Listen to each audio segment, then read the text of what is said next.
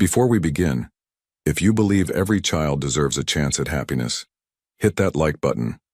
And if you've ever witnessed injustice that broke your heart, share your story in the comments below. Your support means everything to these real-life warriors. Now let me tell you about three little girls whose phone call changed everything. The rain fell softly over Riverside, Connecticut, turning the October afternoon into a blur of gray and cold. Most children were inside, warm and safe. But not the Patterson triplets. Not today. Not ever. Madison, Olivia, and Charlotte, identical in every way except the color of their worn hoodies, knelt in Mrs. Henderson's backyard, their small hands wrapping around stones twice the size of their fists. At 5 years old, they should have been playing with dolls or watching cartoons. Instead, they were working, always working. "This one's heavy," Olivia grunted, her pink hoodie darkening with rain as she struggled with a moss-covered rock. "I'll help," Madison whispered, her purple hoodie already soaked through. Together, the two girls lifted the stone and carried it to the growing pile near the fence. Charlotte, in her yellow hoodie, worked alone on the other side of the yard. She was always the quiet one, the observer. Her blue eyes, so much like her sister's, scanned the ground methodically, picking the next target. "Girls, I'm timing you." Mrs. Henderson's shrill voice cut through the drizzle. The elderly woman stood on her covered porch, arms crossed, watching them like a prison guard. "You said you'd clear this section by 4 o'clock. It's already 3:30. "Yes, ma'am," they responded in unison, their voices small and tired. The truth was, Mrs. Henderson didn't need her yard cleared. She just enjoyed having free labor. Everyone in the neighborhood knew the Patterson triplets would work for food. Actual money, that was rare. That was. Usually it was leftovers, day-old bread, or wilted vegetables from someone's garden. Today's payment was supposed to be a container of pasta from Marcello's Italian restaurant. Mrs. Henderson had promised. The girls' stomachs had been growling since breakfast, which had been nothing but water and half a stale bagel split 3 ways. "Maddie," Charlotte whispered, dropping another stone onto the pile. "Do you think Mama's okay?" Madison paused, wiping rain from her face. At 5, she was only 7 minutes older than her sisters, but somehow she'd become their anchor, their little leader. "Mama's resting, she told us she just needs rest." But they all knew it was more than that. Their mother, Victoria Patterson, had been getting sicker for weeks. The cough that never stopped. The fever that came and went. The way she'd lost so much weight that her clothes hung on her frame like sheets on a clothesline. Victoria was only 23, but she looked 40. Life had not been kind to her. "I'm scared," Olivia admitted, her voice cracking. "What if she—" "Don't," Madison cut her off firmly. "Don't say it. Mama's going to be fine. We're going to bring her food tonight, and she'll eat and she'll get better." It was a lie, and they all knew it, but it was the lie that kept them moving. 4 o'clock came. The yard was cleared. Mrs. Henderson inspected their work with narrowed eyes, searching for any excuse to withhold payment. Finding none, she disappeared inside and returned with a small plastic container. "Here," she said, thrusting it toward Madison. "Leftover chicken Alfredo. It was from yesterday, but it's still good." Madison took it with both hands, as if it were made of gold. "Thank you, Mrs. Henderson, thank you so much." The walk home took 15 minutes. They lived in a basement apartment on Cypress Street, the kind of place that flooded when it rained too hard and froze when winter came. The rent was $400 a month, and Victoria could barely scrape it together by cleaning houses when she was well enough to work, which hadn't been often lately. The triplets descended the concrete steps carefully, avoiding the puddles. Madison knocked 3 times, their signal, before using the key hidden under the broken flower pot. The apartment was dark. One room served as bedroom, living room, and kitchen. A single mattress lay on the floor where Victoria slept. The girls shared a pile of blankets in the corner. "Mama?" Madison called softly. Victoria was on the mattress, her blonde hair, once vibrant and beautiful, now dull and tangled. Her face was pale, sheened with sweat, but she opened her eyes when she heard her daughter's voices. "My babies," she whispered, attempting a smile. "You're all wet." "We brought dinner," Olivia announced, trying to sound cheerful. She held up the container like a trophy. Victoria's eyes filled with tears. Pride and heartbreak warred on her face. You girls, you shouldn't have to. We want to, Mama, Charlotte said quietly, kneeling beside the mattress. We want to take care of you. Madison had already gone to the corner where they kept their few possessions.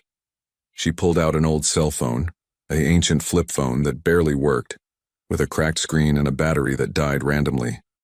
It had been Victoria's once, back when she could afford a phone plan. Now it only worked if they caught Wi-Fi from the coffee shop 2 blocks away. Mama, we should call the hospital again, Madison said, her young face serious beyond her years. You need medicine. No, Victoria said firmly, then coughed violently. When she finally caught her breath, she continued, No hospitals, we can't afford it, baby.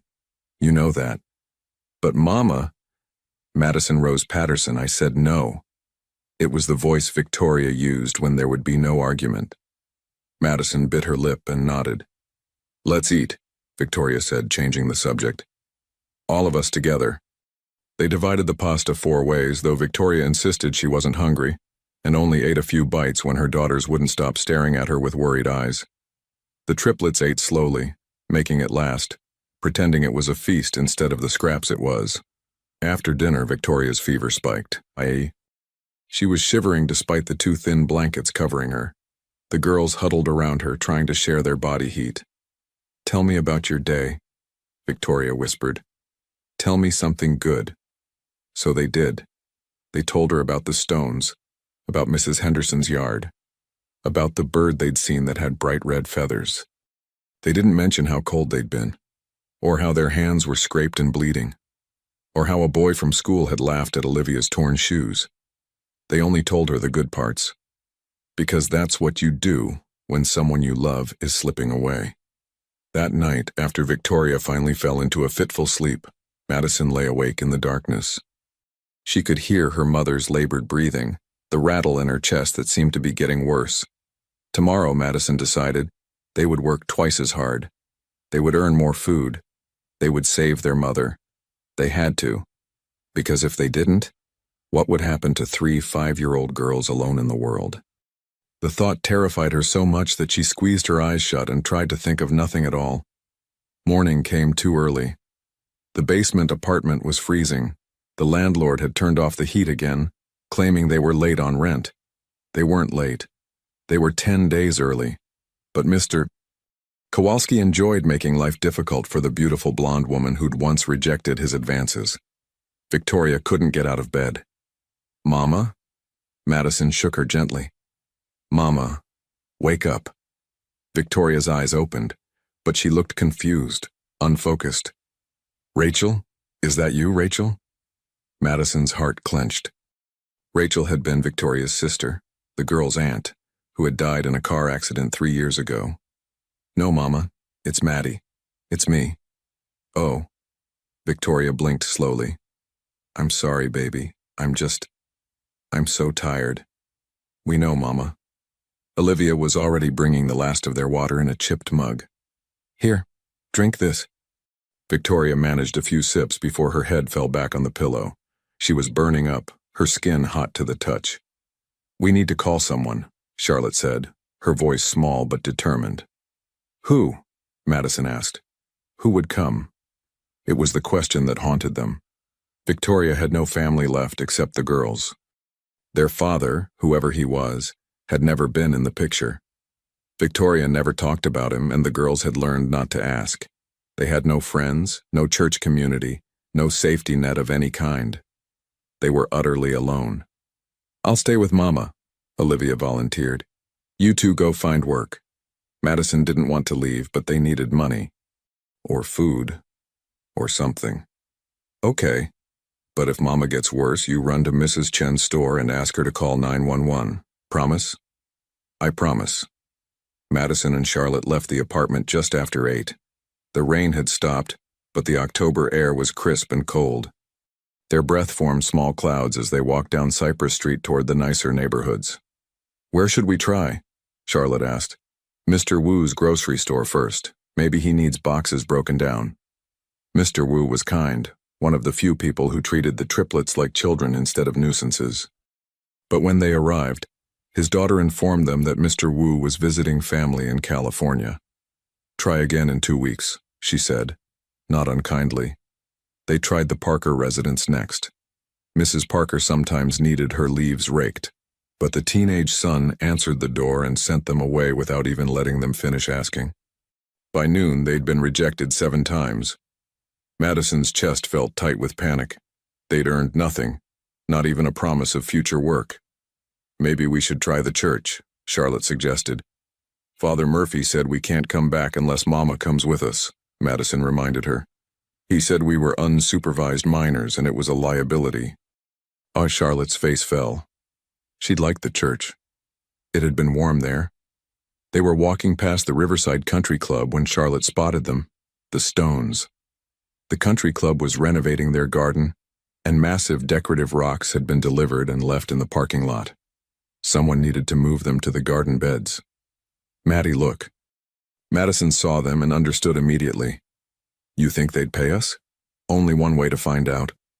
The clubhouse manager was a sharp-faced woman named Mrs. Blackwell, who looked at the 2 small girls with obvious disdain. "How old are you?" "We're very strong," Madison said instead of answering. "We can move rocks. We've done it before. This is a private club. We don't hire street urchins." The word stung, but Madison stood her ground. "Please, ma'am. We work hard. We just need food. That's all. Just food." Something flickered in Mrs. Blackwell's eyes. Not quite sympathy, but perhaps a memory of what it felt like to be desperate. "Fine. Move those 20 rocks to the south garden bed. If you finish by 3, I'll give you $15. $15. It was more money than they'd seen in weeks. "Yes, ma'am. Thank you, ma'am." The work was brutal. These weren't the yard stones they were used to. These were massive decorative boulders that weighed more than the girls did. They could barely move them even working together. But they didn't stop. They couldn't. By 2:30, they'd moved 18 rocks. Their hands were bleeding, their arms screaming. Madison had twisted her ankle on the 10th rock, and Charlotte's yellow hoodie had torn on a sharp edge. "2 more, Madison panted. "We can do this." The 19th rock took them 20 minutes. The 20th took even longer. But at 2:55, they stood before Mrs. Blackwell, bruised and exhausted. "We finished." Mrs. Blackwell inspected their work, then pulled out her wallet. She handed Madison a $10 bill and 5 ones. "You earned it, now go home." Madison clutched the money like it was oxygen. Thank you so much." They actually ran, to the grocery store. With $15, they could buy real food. Rice, beans, maybe even chicken, and medicine. They needed medicine for Victoria. Mr. Wu's store sold everything. The girls wandered the aisles, calculating carefully. Rice, $3. Beans, $2. Eggs, $3.50. A rotisserie chicken, $6. That left 50 cents. "Wait," Charlotte said, grabbing Madison's arm. She was staring at something behind the pharmacy counter. "Look. Cold medicine, the kind with the label that said reduces fever. $9. Madison's heart sank. If they bought the medicine, they could only get rice and beans. No chicken, no eggs. "Mama needs medicine more than she needs chicken," Charlotte said quietly. Madison knew her sister was right. But the thought of Victoria's disappointed face when they came home with barely any food made her want to cry. In the end, they bought rice, beans, and medicine. $8.50. They had $1.50 left over. When they got home, they found Olivia crying. "She's worse," Olivia sobbed. "She won't wake up right. She keeps saying strange things."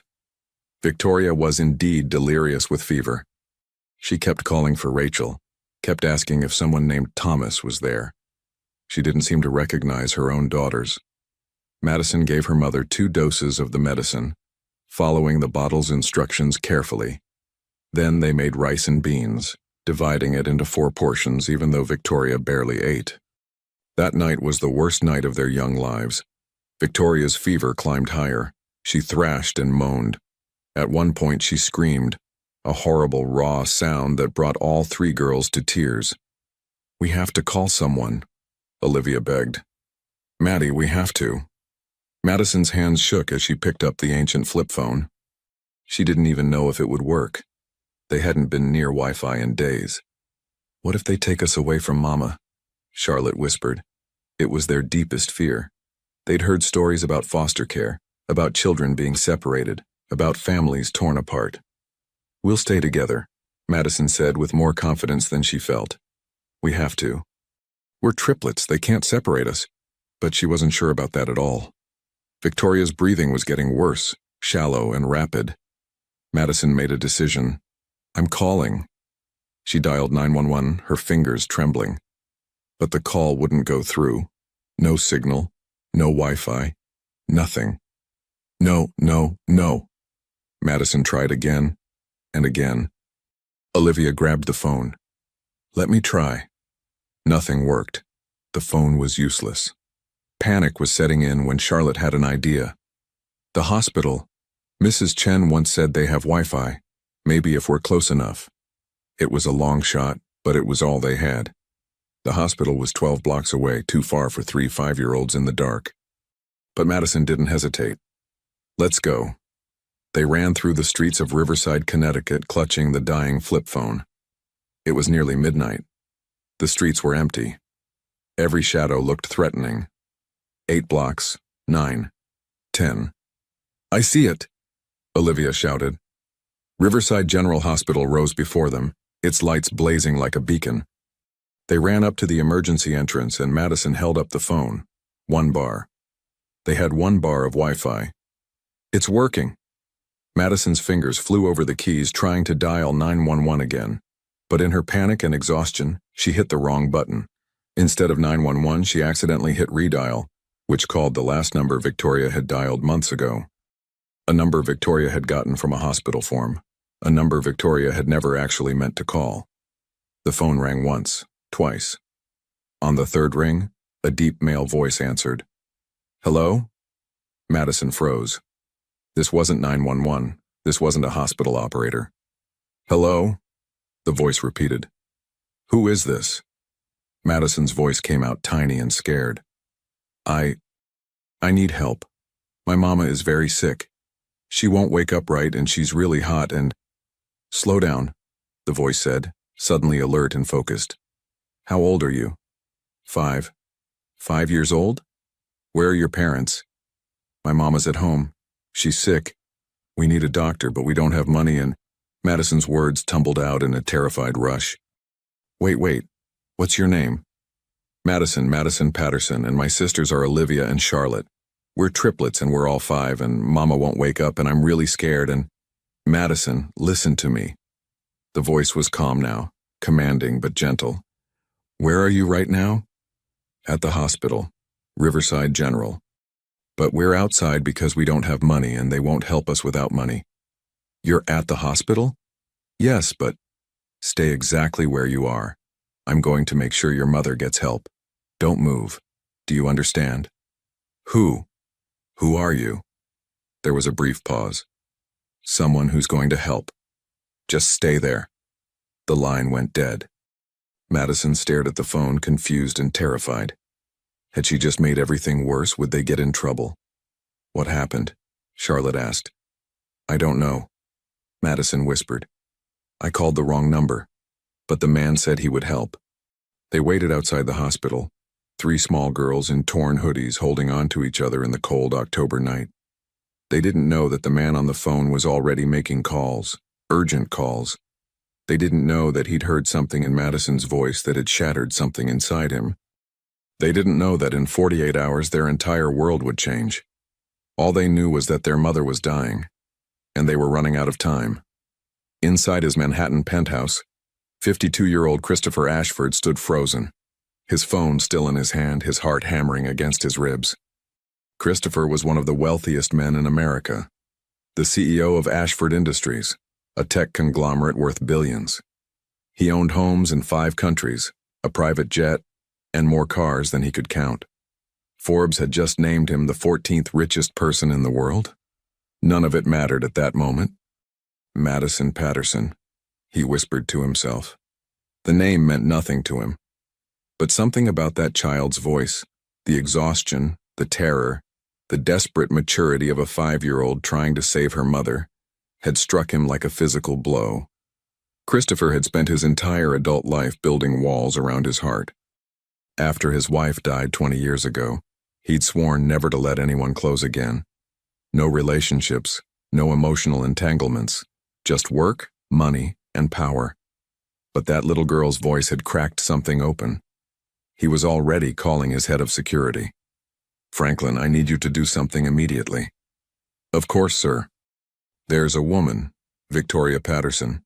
She's critically ill. Her 3 daughters are outside Riverside General Hospital in Connecticut right now. I need an ambulance dispatched to their home immediately, and I need those girls brought inside the hospital and kept safe until I get there. Sir, might I ask?" "No questions, just do it now." While Franklin made the calls, Christopher contacted the hospital directly. "This is Christopher Ashford. I'm about to transfer $200,000 to your hospital's account. In exchange, I want Victoria Patterson given the best possible care, private room, whatever specialist she needs. The cost is irrelevant. Save her life."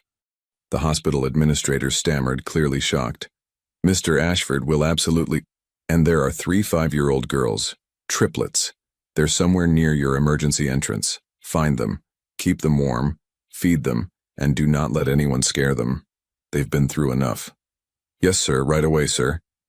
Christopher hung up and stood in his penthouse, staring out at the Manhattan skyline. What the hell was he doing? He didn't know these people. This wasn't his problem. But that voice. That tiny, brave, terrified voice. "Daddy, we work to eat." Those words. Madison hadn't said them on the phone, but somehow Christopher knew they were true. He knew these children were suffering. He knew their mother was dying. And he knew he couldn't walk away. By 1 a.m, Christopher was in his helicopter, flying toward Connecticut. His assistant had already compiled a preliminary report on the Patterson family, and what he read made his blood boil. Victoria Patterson, age 23. No criminal record. Previously worked as a dental hygienist until losing her job 2 years ago due to excessive absences when her daughters were sick with flu. Currently employed sporadically as a house cleaner. No health insurance. Rent perpetually behind. Her landlord had filed eviction papers 3 times but kept withdrawing them, possibly because Victoria was too sick to move. The triplets, Madison, Olivia, Charlotte, had spotty attendance at Riverside Elementary. Teachers' notes indicated they were often hungry and inadequately dressed for weather. There had been 2 calls to Child Protective Services, but both times the case had been closed due to lack of evidence of abuse or neglect. Because it wasn't neglect. It was poverty. The kind of grinding, soul-crushing poverty that America liked to pretend didn't exist. Christopher landed at Riverside General's helipad at 1:47 a.m. Hospital staff were waiting, looking shocked and flustered. "Mr. Ashford, we've admitted Mrs. Patterson. She has severe pneumonia and sepsis. We're treating her aggressively, but will she survive? The next 48 hours are critical, but we're doing everything possible." "And the girls?" "In the pediatric waiting room. We fed them, gave them blankets. They're very quiet, sir." Christopher had faced boardrooms full of hostile executives, negotiated billion-dollar deals, and stared down corporate raiders. But the idea of facing 3 traumatized 5-year-olds terrified him more than any of that. He found them huddled together on a sofa, wrapped in hospital blankets. 3 pairs of identical blue eyes stared at him warily as he approached. "Madison?" he said softly. The girl in the purple hoodie, clearly the leader, stood up. She was tiny, her face smudged with dirt, her hands bandaged where nurses had treated the cuts and scrapes. But she stood with her shoulders back, protective of her sisters. "Are you the man from the phone?" "I am. My name is Christopher Ashford. Did you help my mama?" "Yes. She's being taken care of right now by very good doctors. She's going to get better." Madison's eyes filled with tears, but she didn't cry. "We don't have money to pay you back, but we'll work. We're good workers. We can clean or move things or—" "Stop." Christopher knelt down so he was at her eye level. "You don't owe me anything. Not money, not work, nothing. Do you understand?" "But, Madison, you're 5 years old. You're not supposed to work." You're supposed to play and learn and be a kid. We have to take care of Mama." Christopher's throat tightened. "Not anymore. From now on, someone's going to take care of all of you." The triplets looked at each other, clearly not believing him. They'd heard promises before, he realized. Adults had let them down too many times. "Why?" Charlotte asked quietly. "Why are you helping us?" It was the question Christopher had been asking himself. Why was he doing this? These weren't his children. This wasn't his responsibility. But when he looked at these three little girls, so brave, so fierce, so utterly determined to save their mother, he saw something he'd lost years ago. Hope. "Because you called," he said simply, "and I answered, and now I'm here, and I'm not going anywhere." Over the next 3 days, Christopher did something he'd never done before. He stayed. He canceled meetings, postponed conference calls, and let his empire run itself while he remained at Riverside General. He sat with the triplets while doctors worked on Victoria. He bought them new clothes, their first new clothes in over a year. He watched them eat real meals with the kind of reverence usually reserved for sacred ceremonies. He listened to their stories, their fears, their small dreams, and slowly they began to trust him. On the third night, Victoria regained consciousness. Christopher was there, standing at a respectful distance while Madison, Olivia, and Charlotte crowded around their mother's bed. "Mama, you're awake." Victoria's eyes were clearer now, the fever broken. She looked at her daughters, then at the private hospital room, then at the tall, distinguished man in the expensive suit standing near the window. "Who?" "This is Christopher," Madison said excitedly. "He's the one who saved you. He made the doctors help you, and he bought us new hoodies, and he let us order anything we wanted from the cafeteria, and—" "Madison, breathe," Victoria said weakly, but she was smiling. Christopher stepped forward. "Mrs. Patterson, I'm Christopher Ashford. Your daughter accidentally called me when she was trying to get help for you." "I'm just glad I answered." Victoria studied him with those same blue eyes her daughters had, eyes that had seen too much hardship, too much disappointment. "Why? Why would you help us? We're nobody." "You're somebody to them," Christopher said, nodding toward the triplets. "That makes you somebody to me." Victoria started to cry, deep, wrenching sobs. The girls climbed onto the bed, hugging their mother, crying with her. Christopher turned away, giving them privacy. He was not a man who cried. He'd built his fortune on being ruthless, calculating, emotionless. But as he stood by that hospital window, listening to a mother and her daughters reunited, he felt something crack inside him. A wall he'd built 20 years ago, crumbling. The next morning, Christopher met with the hospital's financial department and paid Victoria's entire medical bill, $83,000, without blinking. Then he met with a social worker to discuss the family's situation. "They're facing eviction," the social worker explained. "Even with Mrs. Patterson recovering, they'll be homeless within 2 weeks. And the children, they need so much. Food, clothes, proper medical care, therapy probably. The state can provide some assistance, but—" "What if I provided assistance?" Christopher interrupted. The social worker blinked. "I'm sorry? What if I ensured they had stable housing, food security, whatever else they need?" "Mr. Ashford, that's incredibly generous, but we're talking about long-term commitment. Years, potentially. These girls need—" "I know what they need." Christopher's voice was firm. "I'm asking what needs to be done legally. How can I help this family long-term?" The social worker pulled out forms, and Christopher began the process that would change all their lives forever. When he went back to Victoria's room, she was sitting up, looking stronger. The triplets were on the floor, drawing pictures with crayons the nurses had provided. "Mrs. Patterson, can we talk?" Christopher asked. "Please, call me Victoria." He pulled up a chair. "Victoria, I want to help your family, not just with the hospital bills, with everything. A place to live, food, education for the girls, whatever you need." Victoria's expression became guarded. "Why? What do you want from us?" It was a fair question. In her experience, nothing came without a price. "I don't want anything," Christopher said honestly, "except maybe to know that those 3 little girls get the childhood they deserve. They've been carrying the weight of the world on their shoulders. They shouldn't have to anymore. We don't need charity. It's not charity, it's investment. In 3 extraordinary children who had the courage to save their mother's life.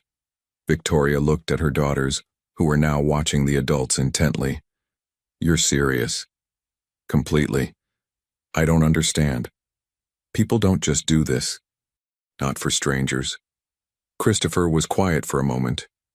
Then he said something he hadn't admitted to anyone in 20 years.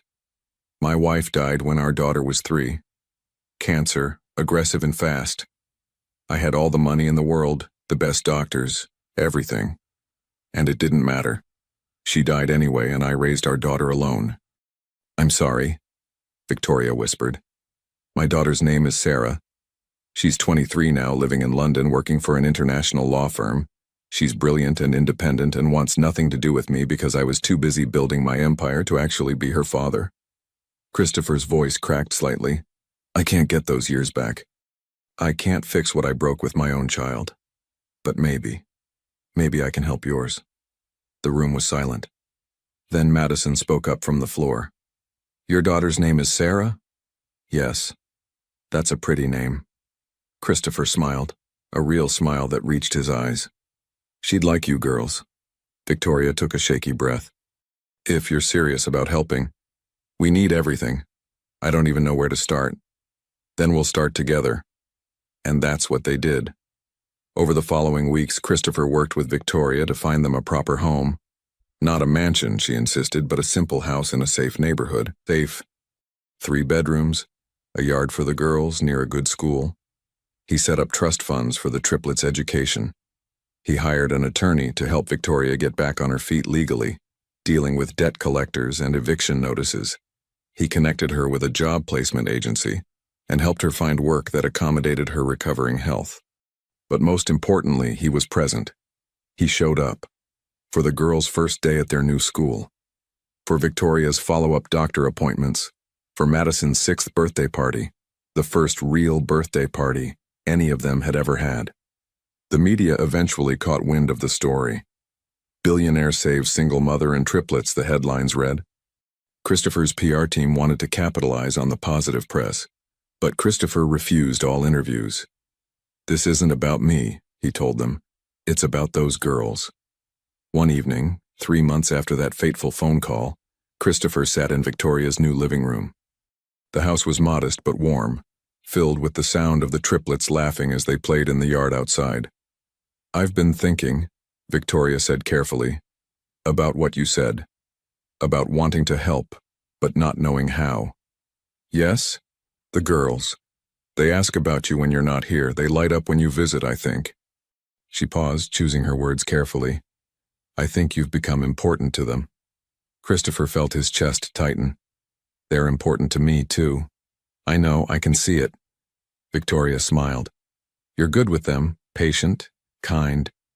You listen to their endless stories and you never look bored, even when Charlotte is explaining rocks for the 40th time.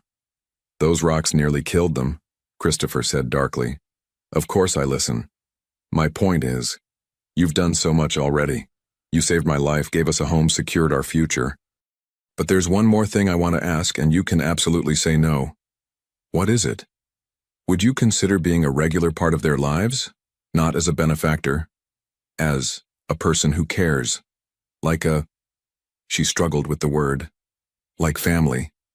Christopher's eyes stung. Victoria, I would be honored. And so a new kind of family was born. Not traditional, not biological, but built on something stronger than blood. Choice. Christopher chose to show up.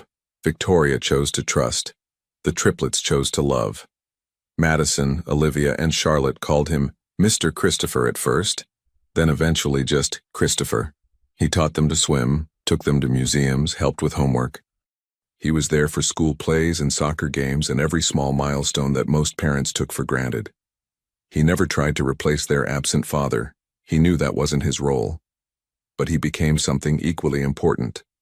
A constant, reliable, loving presence in their lives. His daughter Sarah flew in from London for Thanksgiving that year. She was wary at first, confused by her father's sudden transformation. But watching him with the triplets, Seeing the man her father could have been, she slowly began to understand. "You're happy," she said to him one evening. "I haven't seen you happy in, I can't remember how long." "They saved my life as much as I saved theirs," Christopher admitted. "I just didn't know I needed saving." By Christmas, Sarah had moved back to the States, taking a job at a New York firm. She started joining Christopher for his visits to the Patterson house. The triplets were fascinated by her, a real-life grown-up who had traveled the world and spoke 3 languages. Sarah and Victoria became friends. Sarah taught the girls about different countries. She showed them that women could be powerful and independent and successful. She became something like an older sister, a role model they'd never had. The Patterson-Ashford family, as they jokingly called themselves, was unconventional, but it worked. As the girls' 6th birthday approached in the spring, Christopher realized something profound. For the first time in 20 years, he felt complete. He had a family again. A chosen family. A family built on love, trust, and showing up every single day. The triplets were thriving. Madison was confident and brave. Olivia was discovering her love for music. Charlotte was already reading far above her grade level, her curiosity about the world insatiable. And Victoria, beautiful, strong Victoria, was building a new life, one where her daughters could be children instead of survivors. Christopher stood in the yard one Sunday afternoon, watching the girls play. Madison was organizing some elaborate game. Olivia was singing. Charlotte was examining something on the ground with intense focus. "Thank you," Victoria said softly, coming to stand beside him. "For what?" "For answering the phone, for not hanging up, for choosing us." Christopher turned to her, and for the first time in 2 decades, he felt the walls around his heart completely gone. "Thank you for letting me in." They stood together, watching 3 little girls who'd once moved stones in the rain, now free to simply be children. The journey was just beginning. 2 years had passed since that October night. The triplets were now 7 years old, and the transformation was remarkable. Madison had grown into a bright 2nd grader with natural leadership abilities. She was class representative, captain of her soccer team, and still fiercely protective of her sisters. But now her protectiveness came from love, not survival. Olivia had discovered music. She was learning piano, and her teacher said she had a gift. Her voice, when she sang in the school choir, made parents cry during concerts. She still kept her pink hoodie from that rainy day in her closet, though it no longer fit. Charlotte, the quiet observer, was already reading at a 5th grade level. She devoured books about science, especially geology. Her teachers called her exceptionally bright and recommended advanced placement. Her yellow hoodie hung framed in her room with a small note. "Remember where we started?" Victoria had completed a nursing assistant certification program and was working part-time at Riverside General. She was 25 now, healthy and strong. The exhaustion had left her eyes, replaced by hope and determination. Christopher visited every Sunday without fail. Sunday dinner at the Patterson house had become sacred, everyone cooking together, sharing stories from the week. Sarah joined them most times, and the girls adored their big sister. But this particular Sunday in March was different. Christopher arrived at the house looking troubled. The triplets noticed immediately. They'd become experts at reading emotions, a skill learned from years of watching their mother for signs of illness. "Christopher, what's wrong?" Madison asked, taking his coat with the careful politeness Victoria had taught them. "Nothing for you girls to worry about," he said, but his smile didn't reach his eyes. Victoria saw it too. After the girls went upstairs to play, she closed the kitchen door. "What happened?" Christopher pulled out his phone and showed her a message. Victoria's hand flew to her mouth. The message was from a private investigator. Located biological father, Thomas Whitmore, junior executive, pharmaceutical company, Boston. Confirmed through records. Has declined all contact attempts. Subject aware of children's existence. "Thomas?" Victoria whispered, her face going pale. She sat down heavily. "How did you?" "I'm sorry. I was updating medical information for the girls' school records, and the administrator mentioned it might be helpful to have biological family history. I hired someone to find basic information. Just medical records, nothing more. I didn't expect. Christopher looked stricken. I didn't mean to bring this up. We can forget it. I'll have the file destroyed. No, Victoria took a shaky breath. Maybe it's time I stopped hiding from the past. Over the next hour, Victoria told Christopher the full story. She'd met Thomas Whitmore when she was 17. He was 25, charming, successful. He'd made her feel special, important. When she got pregnant at 18, he'd demanded she take care of it. When she refused, he disappeared. The ultrasound showed triplets, and I was terrified, Victoria said, tears streaming down her face. I tried to find him once, when the girls were newborns and I couldn't pay the hospital bills. I tracked him down and begged for help. He told me to stop harassing him, said the girls probably weren't his and that if I contacted him again he'd file a restraining order. Christopher's hands clenched into fists. That monster. I never told the girls. How could I? How do you tell your children their father knew they existed and chose to walk away? What do you want to do with this information? Victoria looked toward the stairs where she could hear her daughters playing. I don't know. Part of me wants to protect them forever. But they're getting older. They'll ask questions eventually. There's time to decide, Christopher said gently. You don't have to figure it out today. They agreed to wait, to think carefully before making any decisions. But Madison had already overheard everything. She'd come downstairs for water and heard the muffled conversation through the kitchen door. Words like biological father, walked away, and Thomas Whitmore had frozen her in place. Madison crept back upstairs, her mind racing. That night, after Victoria tucked them in and Christopher left, Madison whispered to her sisters in the darkness. I need to tell you something. She repeated everything she'd heard. Olivia cried. Charlotte was eerily quiet, processing the information with her analytical mind. We have a father, Olivia whispered. A real father. And he didn't want us. He doesn't deserve to be called our father, Madison said fiercely. Christopher is more our father than that man ever was. But don't you want to know why? Charlotte asked. Don't you want to understand? Madison did want to know.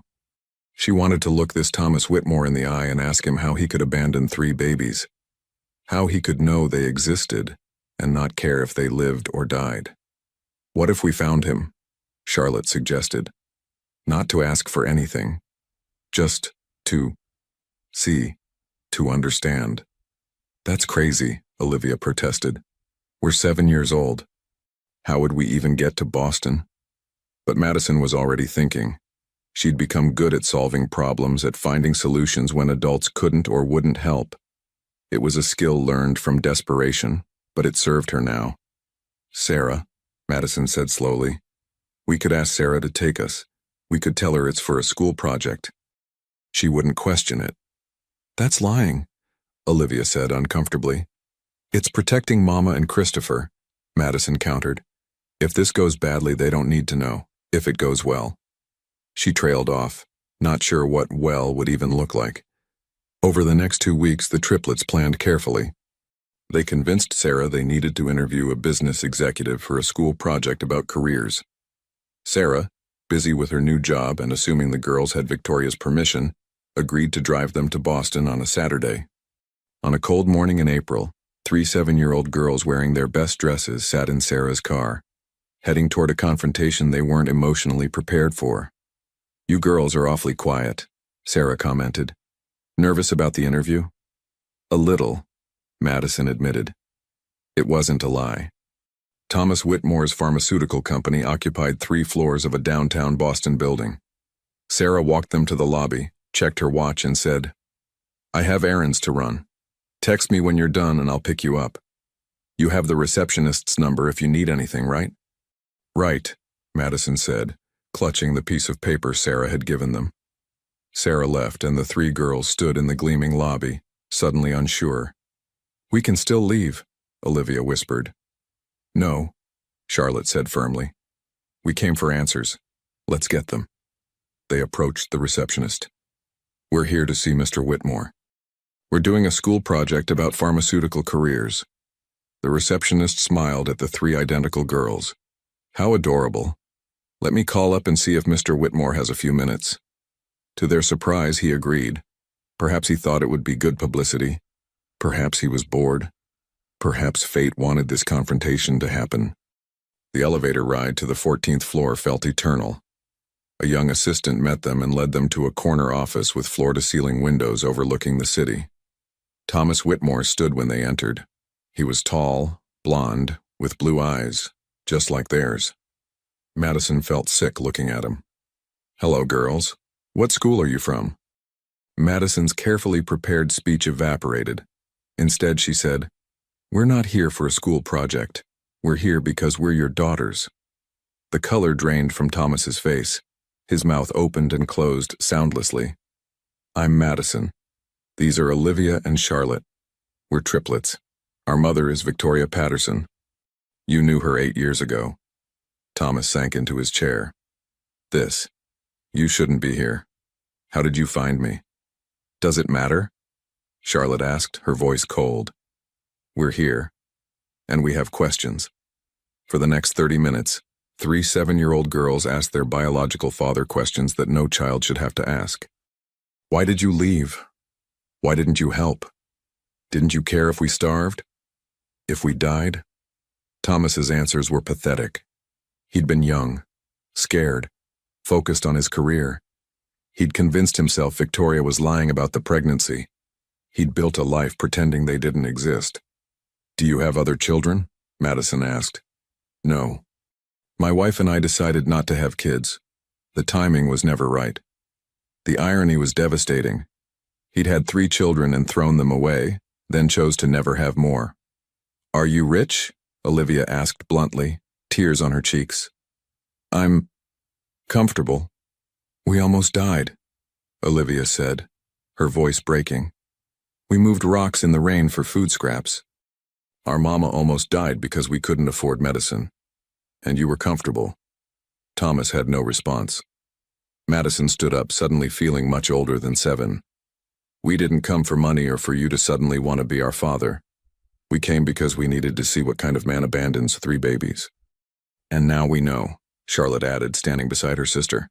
"You're empty, you're selfish, and you're nobody to us." "Wait," Thomas called as they headed for the door. His voice was strained. Is your mother okay?" Madison turned back, her blue eyes, his eyes filled with contempt. "She's alive. No thanks to you. She's amazing and strong and the best mother in the world. And she did it all alone while you sat in your comfortable office pretending we didn't exist." Olivia spoke last, her voice small but steady. "We have a real father now. His name is Christopher, and he chose us even though he didn't have to. That makes him 1,000 times more our dad than you'll ever be." They left Thomas Whitmore sitting in his expensive office, finally facing the children he'd abandoned. Sarah was waiting in the lobby, confused by the early summons. "Done already? How did it go?" "Fine," Madison said. "Can we go home?" On the car ride back, Sarah noticed their silence. "Did something happen? You girls seem upset." "We're just tired," Charlotte said. But when they got home and Victoria saw their faces, she knew immediately. A mother always knows. "Where were you really today?" The triplets looked at each other, their secret solidarity crumbling. They'd never been able to hide things from their mother. "Boston," Madison admitted. "We went to see Thomas Whitmore." Victoria's legs gave out.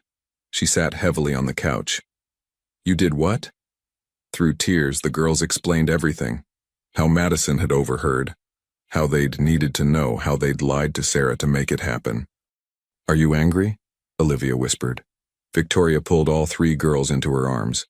"No, baby, I'm not angry. I'm heartbroken that you felt you had to do this, that you had to carry this question alone." "We didn't want to hurt you," Charlotte said. I know, sweet girl." When Christopher arrived that evening for dinner, unaware of the day's events, he found his family in crisis. Victoria explained everything, and Christopher listened with a carefully controlled expression. When she finished, he looked at the triplets. "Are you okay? That's the only thing that matters." "We're okay," Madison said. "Actually, we're more than okay, because seeing him made us realize something. What's that? That he's nothing. He's just a man who made a bad choice 8 years ago. But that choice doesn't define us. We define us. And we choose you, Christopher. We choose this family. Christopher's eyes filled with tears. And I choose you. I've chosen you every day since you called me. I'll choose you every day for the rest of my life. Olivia looked at Victoria, then at Christopher, then at her sisters. Can we ask you something? Anything. Could you be our dad? Not just someone who cares about us, really truly our dad? Legally? Christopher looked at Victoria, who was crying and nodding. If your mother agrees, there's nothing I'd want more. Yes, Victoria said through her tears. Yes, 1,000 times yes. The adoption process began the next week.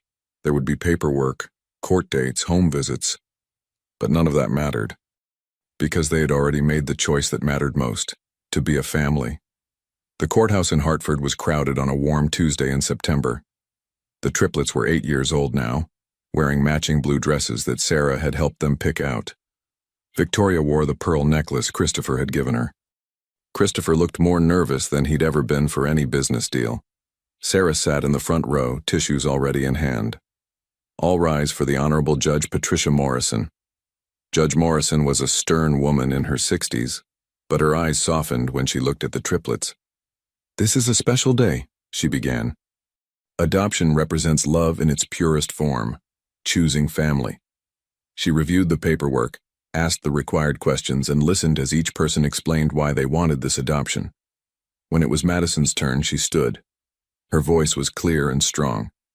3 years ago, we were 3 little girls who thought nobody cared about us. Christopher showed us we were wrong. He showed us that family isn't about blood. It's about showing up every single day. And he's been showing up for us. We want the world to know he's our father. There wasn't a dry eye in the courtroom. Judge Morrison signed the final papers. By the power vested in me, I hereby grant this adoption. Christopher James Ashford, you are now the legal father of Madison Rose Patterson Ashford, Olivia Grace Patterson Ashford, and Charlotte Ann Patterson Ashford. The courtroom erupted in applause. Outside, reporters were waiting, but Christopher ignored them. He'd arranged a private celebration at the beach house, just family. That evening, as they gathered on the deck watching the sunset, Charlotte spoke up. I need to tell everyone something. I've been researching something for school, and I found something strange. What kind of strange? Victoria asked. Charlotte pulled out a folder. I was doing a genealogy project, looking at family histories, and I found something about the Whitmore family. Everyone tensed at the name. Thomas Whitmore had a brother, Nathan Whitmore. He died in a car accident 30 years ago. Victoria's face went pale. 30 years ago? Yes, Nathan had a wife, Diana, and a 3-year-old daughter. They all died in the accident. At least. That's what the official records say. What do you mean? Sarah asked. Charlotte pulled out more papers. Nathan and Diana's bodies were recovered, but the daughter's body was never found. The police assumed she drowned and was swept away. Eventually, they declared her legally dead. But I kept looking and I found something weird. She showed them a hospital record.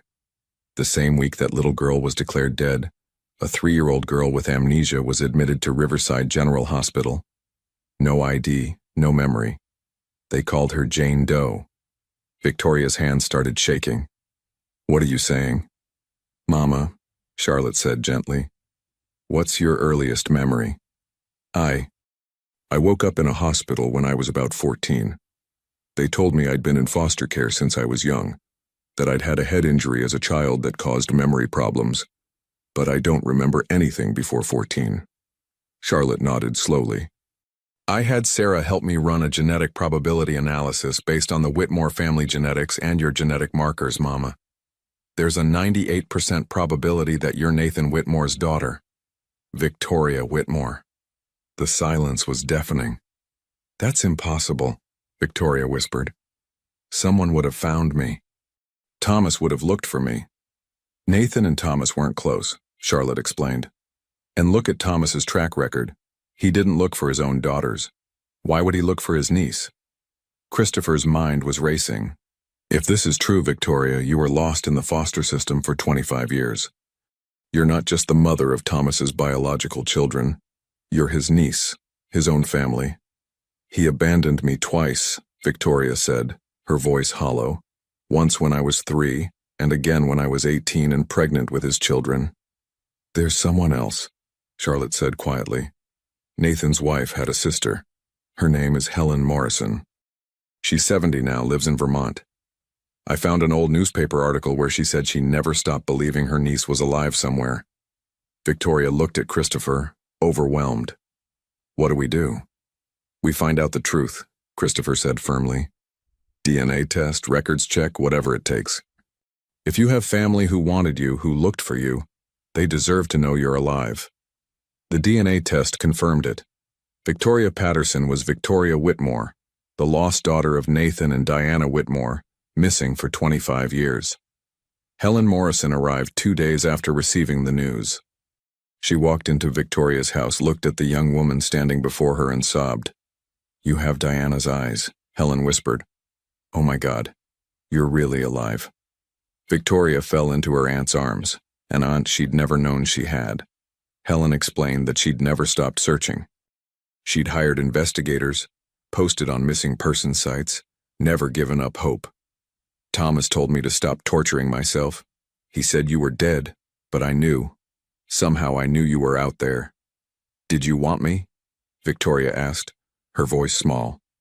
Back then, did you want to adopt me? More than anything, but they never found you. You were just gone. And Thomas refused to help look. He said it was too painful, that we needed to move on. But really, he just didn't care. The full picture emerged. Thomas Whitmore had been contacted when his 3-year-old niece survived the accident, but he'd refused to take custody, saying he was too young for that responsibility. He'd been 22, old enough to refuse a traumatized child, old enough years later to abandon his own children. Helen was devastated when she learned about the triplets. He has 3 daughters? And you were struggling to survive while he... She couldn't finish the sentence. Not anymore, Madison said firmly. We have everything we need now. Helen looked at Christopher with profound gratitude. You saved my family. How can I ever thank you? You already did, Christopher said, gesturing to the room full of people he loved. The media eventually learned the story. Billionaire's brother abandoned niece and his own children, read the headlines. Thomas Whitmore's reputation was destroyed. His company forced him to resign. His marriage fell apart. Some people pitied him. The Ashford-Patterson family did not. Should we feel bad? Olivia asked Christopher one evening. That his life fell apart? That's up to you, Christopher said honestly, but remember, he didn't lose everything. He lost things that don't matter. Reputation, job, wife who married him for status. He lost those things because of his own choices. But the things that really matter, family, love, connection, he threw those away 30 years ago. Thomas reached out through lawyers asking to meet the girls. The triplets discussed it and voted unanimously. No. He had 8 years to care, Madison said. He made his choice, now we're making ours. Victoria surprisingly felt differently. I need to see him just once. Why? Charlotte asked. Because I need him to know that we won. That despite everything he did, abandoning me as a child, abandoning my daughters, we survived. We built something beautiful, and he'll never be part of it. So Victoria met Thomas Whitmore in a lawyer's office with Christopher waiting outside. The meeting lasted 5 minutes. Victoria later told her family, I looked him in the eye and told him exactly what his choices cost. Then I told him that despite everything, we won. We found each other. We built a family. And he would never, ever be part of it. What did he say? He cried. He apologized. He said he wished he could go back and change things. Do you believe him? I believe he regrets the consequences, but he'd probably make the same choices again. Some people are just broken. Do you hate him? 8-year-old Olivia asked. No, sweetheart. I don't feel anything for him. And that's actually the best revenge. He's nothing to me. A stranger. while I have all of you." It was the last time any of them spoke of Thomas Whitmore. Life moved forward. Helen became Grandma Helen, a beloved presence at Sunday dinners. She told Victoria stories about her parents, about Nathan's terrible jokes and Diana's beautiful singing voice. She filled in the blank spaces of Victoria's lost childhood with love and memories. The triplets thrived. They were 8 years old and finally, truly children. They played, they laughed. They didn't have to worry about where their next meal would come from. They had a father who chose them, a mother who fought for them, a big sister who adored them, and a grandmother who'd never stopped looking. On their 9th birthday, Christopher gave each girl a special gift, a small stone mounted in glass, turned into beautiful art. "This represents your journey," he explained. "The stones that almost broke you became the foundation of something beautiful. Never forget where you came from, but never let it define where you're going." Madison held her stone carefully. "We won't forget. How could we? But Christopher, we're not those scared little girls anymore." "No," he agreed, "you're not. You're strong, brave, loved, and most importantly, you're mine. You're my daughters, and I'm your dad. That's what matters." That night the family gathered for birthday cake. 9 candles flickered on the table, reflecting off 9 smiling faces. 3 little girls, their mother, their father, their big sister, and their grandmother. They sang together, laughed together, and when it came time to blow out the candles, the triplets made their wish together. A wish for nothing more than what they already had: each other. Spring came to Connecticut, and with it Madison, Olivia, and Charlotte's 9th birthday. But this birthday was different. The girls had been planning something for months, something they were finally ready to share. After the birthday cake was cut and the presents opened, Madison stood up. "We have something to show everyone." Charlotte opened her laptop. On the screen appeared a simple website, the Helper Project. "We've been working on this," Olivia explained, "with our allowance money and some help from Sarah." The website showed a project the girls had created, a program to connect children who needed help with people who could provide it. There was a map of Riverside with pins showing families who needed food, kids who needed school supplies, and people who were offering assistance. "We remembered what it was like," Madison said, "to be hungry, to be scared, to need help and not know where to find it. So we made this. It's small, just our town right now, but we thought if we could help even one family, it would matter." Victoria's hand flew to her mouth. Christopher looked stunned. "We don't have much money," Charlotte continued, "but we have our voices. We've been telling our classmates about it. We set up a collection box at school for canned food. Mrs. Henderson even donated. She felt really bad about how she treated us." "You did this yourselves?" Victoria asked. "Mostly," Madison admitted. "Sarah helped with the website programming, and Grandma Helen helped us connect with some families in need. But the idea was ours." Christopher pulled up the website on his phone, scrolling through. There were already 15 families listed and over 30 people offering help. "This is incredible. We wanted to show that we remember," Olivia said softly. "We remember what it's like to move stones for food. We remember what it's like to be cold and scared. And now that we're safe, we want to help others be safe too."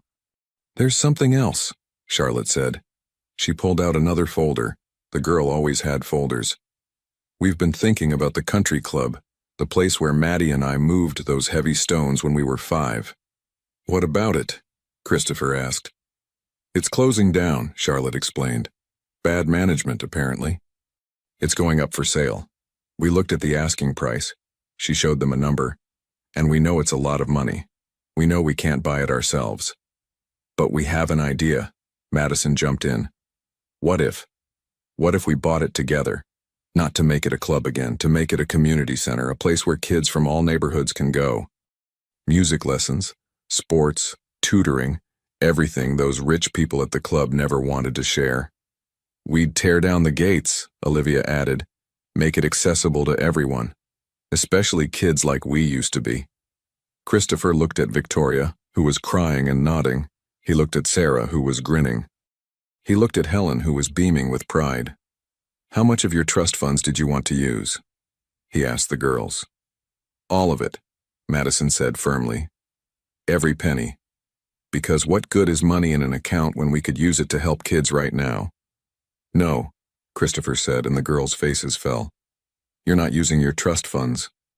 Those are for your future, college, whatever you need. But your idea? Your vision of turning that place into something good? I'll fund that. Completely. Really? Charlotte's eyes went wide.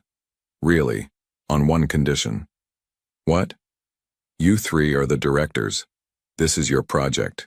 Your vision. I'll provide the money and the logistics, but you make the decisions about how it should work. What do you say? The triplets looked at each other, their silent communication as strong as ever. Then they nodded. We say yes. Over the next 6 months, the transformation began. The Riverside Country Club became the Riverside Community Center. The exclusive gates came down. The expensive gardens became playgrounds. The fancy dining room became a cafeteria that served free meals to any child who needed them. The girls were involved in every decision, from paint colors to programming choices.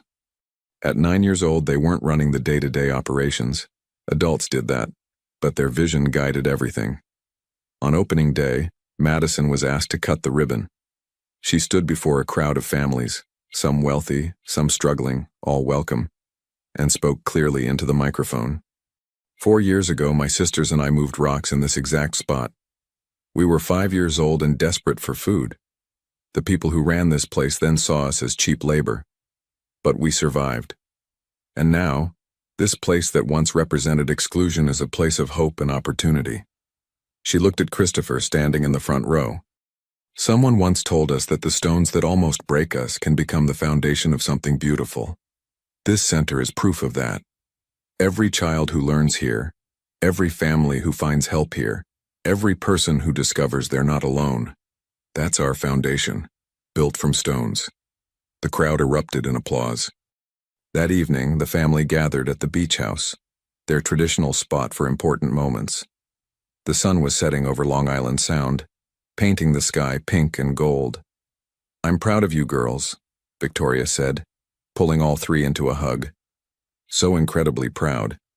We learned from the best, Madison said. You never gave up on us, Mama. Not even when things were impossible.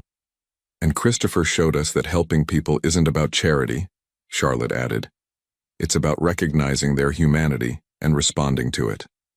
And Sarah taught us that women can be strong and independent and still ask for help, Olivia finished.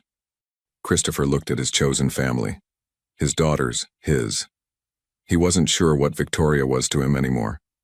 They'd never defined it, never needed to. But she was essential. They all were. I have something for you, Helen said, pulling out 3 small boxes. For my granddaughters. Inside each box was a simple silver bracelet engraved with words. Chosen, loved, strong. Your parents, your biological grandparents, Nathan and Diana, they would have loved you so much, Helen said, her voice thick with emotion. They would have been so proud of who you've become. But I also want you to know, you're not defined by the family that lost you. You're defined by the family that found you and fought for you. We know, Grandma, Madison said, hugging her. We know exactly who our family is. As darkness fell, the family moved inside. The girls were tired from the day's excitement and headed to bed early. But not before their nighttime ritual, Christopher tucking them in one by one. He started with Olivia, pulling the covers up and kissing her forehead. Sweet dreams, sweetheart. Dad? Olivia said softly. Are you happy? Happier than I ever thought possible. Why? Because we want you to be happy too, not just us. Christopher's throat tightened. I am. I promise. Next was Charlotte, already half asleep with a book about volcanoes. No reading after lights out, he reminded her gently. Just one more chapter? Absolutely not. Sleep. Love you, Dad. Love you too, brilliant girl. Finally, Madison. She was staring at the ceiling when he came in. Can't sleep. Just thinking. About what? About how different everything is. 4 years ago, we were sleeping on a pile of blankets in a cold basement. And now? She looked around her room, bright, warm, filled with books and toys and love. Now we have all this. You deserve it, all of it. Do we? Or did we just get lucky? Christopher sat on the edge of her bed. Madison, you didn't get lucky. You fought, you survived, you saved your mother's life. You chose to trust when adults had let you down. That's not luck. That's courage. But you did most of the work. I provided resources. You provided the strength. We're a team. That's how family works. Madison was quiet for a moment then. Dad, are you ever going to marry Mama? Christopher hadn't expected that question. We haven't talked about that. Would you want us to? I think we're already a family. But yeah, I think it would be nice. Official, you know? I'll think about it, but Madison? Even if your mom and I never get married, that doesn't change that you're my daughters. That's forever, no matter what. I know. I just think you love her. And I think she loves you. And life's short. We almost lost Mama once. Why waste time? Christopher laughed despite himself. When did you get so wise? Around the time I had to save my mom's life when I was 5. He kissed her forehead. Sleep. We have Sunday dinner tomorrow, and Grandma Helen is making her famous pot roast. Can't wait. Night, Dad. Night, sweetheart. Christopher went downstairs where Victoria was cleaning up the kitchen. Sarah had gone home, Helen was in the guest room, and it was just the two of them. All three tucked in? Victoria asked. Yes, and Madison just asked me when we're getting married. Victoria froze, plate in hand. She what? Apparently our 9-year-old daughter thinks we're wasting time. Victoria laughed, then looked at him seriously. Are we? Wasting time? I don't know. Are we? They'd danced around this question for 4 years. Christopher had fallen in love with Victoria slowly, carefully, afraid to disturb the fragile family they'd built. Victoria had been equally cautious, not wanting to presume, not wanting to risk the stability her daughters had finally found. I love you, Christopher said simply. I've loved you for a long time, but I never wanted to pressure you or make things complicated for the girls. Christopher, the girls asked you to adopt them. They call you Dad. How much more complicated could it get? Valid point. Victoria dried her hands and walked over to him. I love you too. I have for years, but I was scared. Scared you'd realize you'd taken on too much. Scared you'd leave. Scared I'd mess up this perfect thing we'd built. I'm not leaving, ever. You're stuck with me. Promise? Promise. They stood close, not quite touching, years of careful distance between them. Then Victoria closed the gap and kissed him. It wasn't their first kiss. They'd stolen a few over the years at New Year's, at Christmas under the mistletoe. But this was different. This was a promise. When they pulled apart, Christopher was grinning. Our 9-year-old was right. We were wasting time. So what do we do about it? We stop wasting time. Victoria Patterson, will you marry me? Make this official? Let me be not just the girl's father, but also your husband? Are you seriously proposing in the kitchen at 10 p.m. on a Tuesday? We met because of a wrong number phone call at midnight. Our relationship has never been conventional. Why start now? Victoria laughed through tears. Yes, I'll marry you. They held each other in that kitchen where they'd shared so many Sunday dinners, where they'd become family one meal at a time. Upstairs, 3 little girls who definitely should have been asleep were listening at the top of the stairs, grinning at each other in the darkness. Told you, Madison whispered smugly. Shh, they'll hear us. Olivia hissed, but Charlotte was already planning. We need to help plan the wedding. It has to be perfect. Tomorrow, Madison decided. Tonight we let them be happy. The 3 girls crept back to their rooms, their hearts full. Their family was complete. Epilogue. The wedding happened 3 months later, on a perfect June afternoon at the beach house. It was small and intimate, just family and a few close friends. Madison, Olivia, and Charlotte served as bridesmaids, wearing matching lavender dresses and the silver bracelets Grandma Helen had given them. Sarah was the maid of honor. Helen cried through the entire ceremony. Christopher's business associates were notably absent. This was about family, not networking. When the minister asked if anyone objected, 9-year-old Madison stood up. Everyone froze. Then Madison grinned. "I don't object, I just want to say something." The minister nodded, amused. Madison turned to Christopher and Victoria. 4 years ago, we called a stranger in the middle of the night. We were 3 scared little girls who thought nobody cared if we lived or died. But we were wrong. You both showed us what family really means. Not blood, not obligation, but choice. Every single day you choose us. And today you're choosing each other, and we choose you, both of you, forever. There wasn't a dry eye in the crowd. After the ceremony, during the small reception, Charlotte pulled Christopher aside. "Dad, can I ask you something?" "Anything, sweetheart. Are you happy? Really, truly happy?" Christopher looked around at his family. His wife, was dancing with Olivia. Madison was showing Sarah a dance move. Helen was laughing at something Victoria said. The late afternoon sun was golden and perfect. "I'm happier than I ever imagined possible," he said honestly. "You know what the funny thing is?" "What?" "I spent 40 years building a business empire. I made billions of dollars. I was on magazine covers. I had everything the world says should make you happy. And I was miserable. And now I have everything that actually matters. A family I chose and who chose me back. That's real wealth." Charlotte hugged him tight. "Good. Because we love you a lot and we want you to be happy." "I am. I promise." That evening, as the sun set over the ocean, the newly formed Ashford-Patterson family sat together on the beach. Christopher had his arm around Victoria. The triplets were building a sandcastle together, their laughter carrying on the breeze. Sarah was taking photos. Helen was collecting seashells. "This is perfect," Victoria whispered to Christopher. "It is. Do you ever think about that night, when Madison called you?" "Every day. Best wrong number I ever answered. What if you hadn't picked up?" "But I did. And that's what matters. Not what might have happened. What did happen? We found each other." Victoria leaned her head on his shoulder. "Our girls are amazing, you know." "They are. They're going to change the world. They already have. They changed ours."